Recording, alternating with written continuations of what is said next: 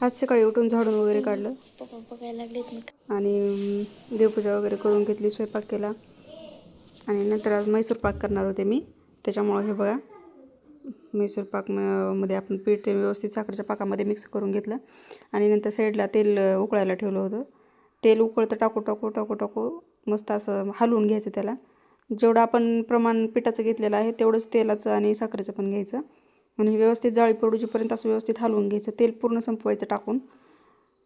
हे बघा, मंद आचेवर, म्हणजे ज्यावेळेस आपल्याला फुल करायचं त्यावेळेस फुल करायचा आणि नंतर मंद आचेवर. हे बघा किती छान जाळी पडली ह्याला.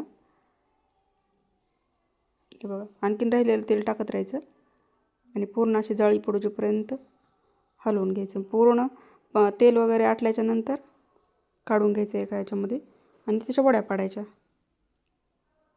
मैसूर पाकचा आपला डिटेल व्हिडिओ आपल्या चॅनलवर आलेला आहे, तुम्ही जाऊन बघू शकता.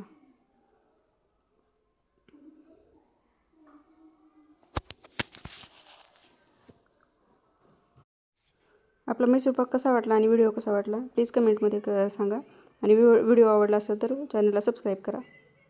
बाय, भेटूया नंतरच्या व्हिडिओमध्ये.